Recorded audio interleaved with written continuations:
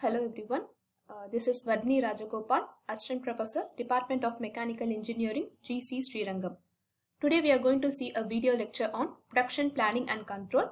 In specific, we are going to see about inventory control techniques.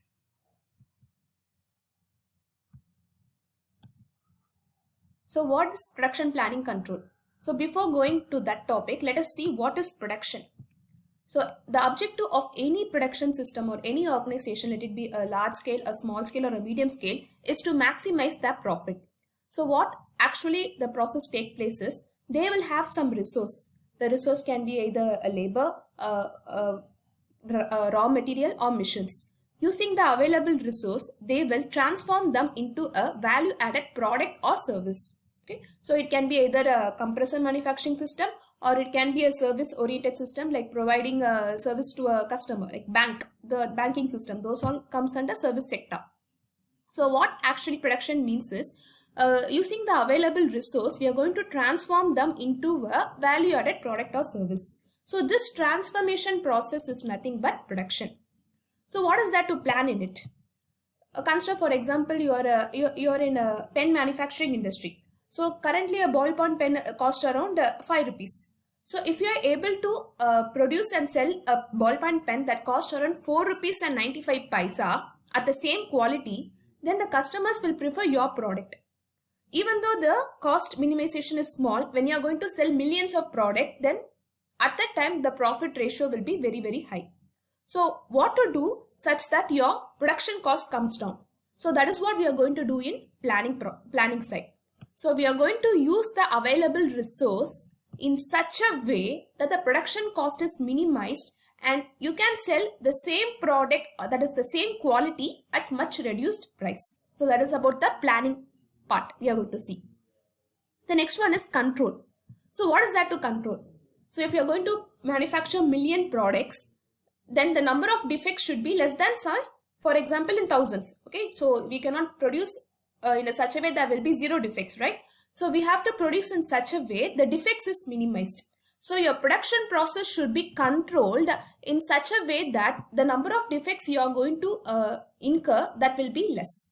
So this is what we are going to see in production planning and control. In short, in this subject, we are going to see how to transform the available resource into a value-added product in such a way the resources are optimally used, and we are also going to control the number of defects. So that is what we are going to see. So you are going to see various techniques that is going to aid us in this process. Okay. So what are the main three purposes of the PPC system? The first one is, it will minimize the mismatch between demand and supply. Okay. So what is demand and supply from the perspective of PPC? Suppose you are in a bakery industry and every day you are selling some pastry.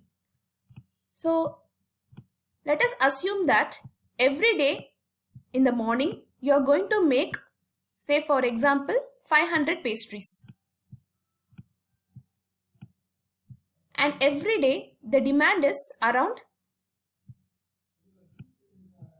495. Okay.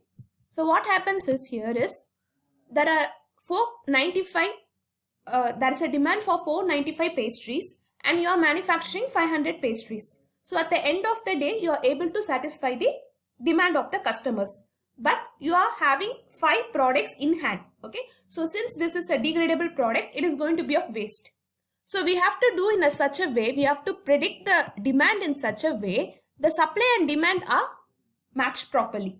That is, if your demand is going to be, say for example, 490, you have to forecast this properly in such a way you are going to supply or you are going to manufacture exactly 490 pastries.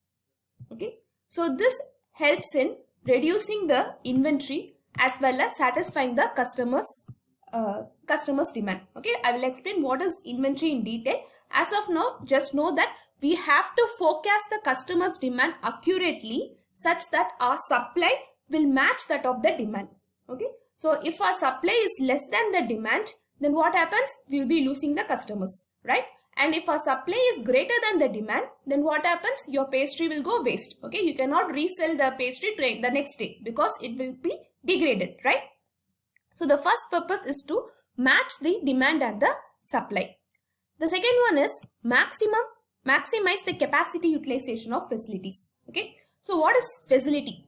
A facility can be a labor, or it can be a mission, or it can also be a raw material. Okay, consider for example, if you are in a banking sector and you have two clerks.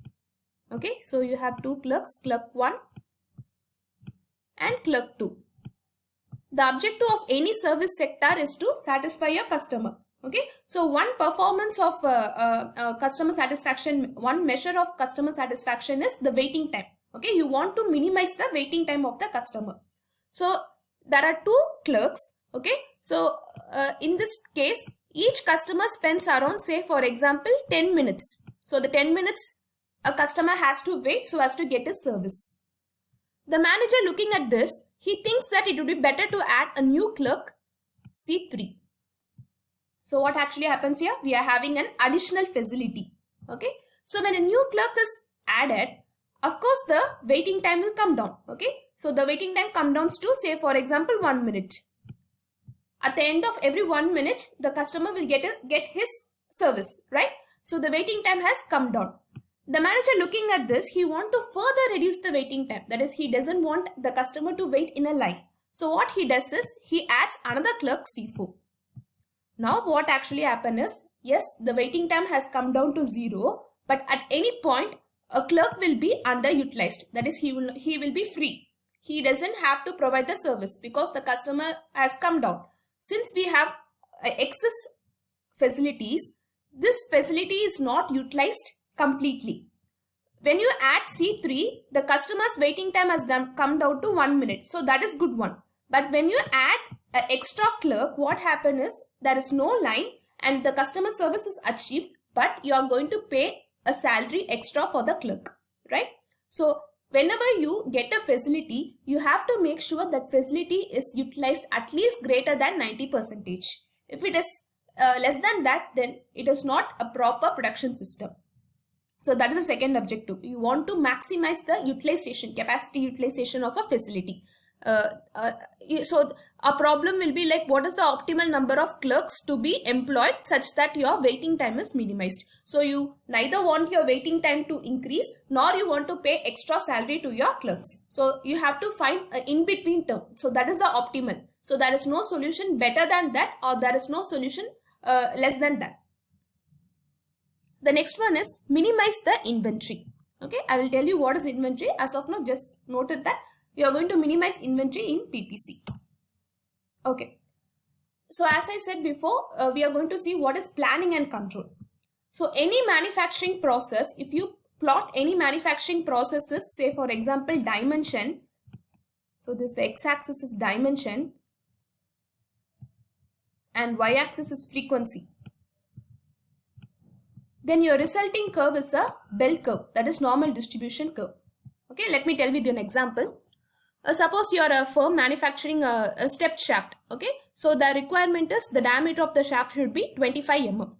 So if you are going to use a lathe, you cannot accurately get 25 mm. There will be some plus or minus 0.2 mm difference, right? Because engine lathe will have some amount of fluctuation, right? So when I plot, I can see that I am going to inspect 1,000 stepped shafts. So I have manufactured 1,000 stepped shafts and I am going to inspect them. I find that 11 stepped shafts had a dimension of 25.4 mm and 16 shafts had a dimension of 25.6 mm. So like this, I plotted the frequency and the dimension. So if I look into this plot, I can see that this is clearly a bell curve. That is a normal distribution curve. So if you plot any manufacturing process, okay, if you plot the dimensions and the frequency of any manufacturing process, you will be getting a bell curve. The shape of this bell curve will tell you whether your manufacturing process is under control or not. Okay, so as you can see here, what is actually observed from here is this process is actually under control because high frequency of items have been manufactured with 25 mm. Okay, very few outliers. As you can see, the fall is like this. Very few outliers are there. Okay, only 11 products were of 25.3 mm and only 16 products were of 25.6 mm. Nearly 300 products were exactly 25 mm. So by looking at into this curve, we can say whether a process is under control or not. So let us compare and see. So you are having different curves here, right? So let me say, so this is the production system A, this is company A, this is company C, this is company D. So if you see these four curves, I can clearly say the curve A, that is the production system A, is the best system. Why? Because as you can see, this curve is narrow. Okay, it is very narrow, and most of them are concentrated around the mean value. Okay, so if you are going to manufacture, say for example, a step to shaft of 25 mm, most of the frequency is matched at the mean. So narrower the curve, the better the production system. Whereas if you can see the production system B, what actually happens is very few products are centered. That is, very few step to shafts is having a dimension of 25 mm, and this curve is very flat. So if your production curve is narrow and steep, then it means your system is under control and it is a very good process. Whereas the more flat or more outlays it is having, it means your production system is having lots of defects. Okay. As you can see, if you compare the production system B and D, okay, at least in case of B, most of them are centered. Like for example, the most of the dimensions is around 25 mm. Okay, whatever you require, it is achieved. Whereas in D, it has deviated from the mean. So if you compare the production system B and D, you can say the system B is the best one. Okay, so let me repeat again. The more steeper the curve or more narrower the curve, the better the production system. If your curve is flat, then your system is not performing well. So under this only we are going to get the Six Sigma concept. I hope many of you have heard this term Six Sigma. If you see in your roadside shops, many shops would have mentioned that they are Six Sigma certified. So what it actually means is, so this is the Six Sigma curve. See, it is highly narrower, okay, and most of the products are centered. That is, you are going to have exactly the high frequently mean items. And if you look into the 3 sigma curve, you can see that this curve is more flatter and it has spread out, right? So this curve is narrower and it is not also having a high spread. See, the spread has stopped here itself. Whereas the 3 sigma curve, it is more flat and it has been spread out. Okay. So what it actually means is, if you are going to follow 6 sigma, right? So if you are going to manufacture 1 million products, out of 1 million products, you are going to have only 3.4 defective products. So that is what 6 sigma means. Out of 1 million product you have manufactured, only 3.4 products will be defective. If your production system is going to follow a 3 sigma curve, what it actually means is, out of 1 million product, you are going to have 66,000 defective products. Okay. So this is your lower specification limit and this is your upper specification limit. So whichever product falls beyond this limit, that will be defective. You would have studied this in your TQM, right? So if your production system is following a steeper and steeper and narrower curve, it means that your production system is good. Currently, if you consider India, no industry has achieved 6 sigma. But the Motorola, Ford, Caterpillar, and they have achieved the 6 sigma concept. So this is a continuous process. So every time you manufacture, you have to continuously monitor for the defects, and you have to continuously map this and find out whether your production system is under control or not. Okay. So in our case, if you consider Indian health sector, we have still achieved only 2 sigma. What it actually means is, if I'm going to provide a vaccine for 1 million people, it actually means 3 million people are going to get a wrong vaccine. Just imagine the scenario. If I'm going to, our India health sector is following 2 sigma. We have achieved only the 2 sigma rate. If I'm going to vaccinate nearly 1 million people, out of 1 million people, 3 lakh people will be getting a wrong vaccine. Okay, there will be some errors. It can be human error or whatever, right? So we have to continuously monitor in such a way our production system achieves a steeper curve. So this is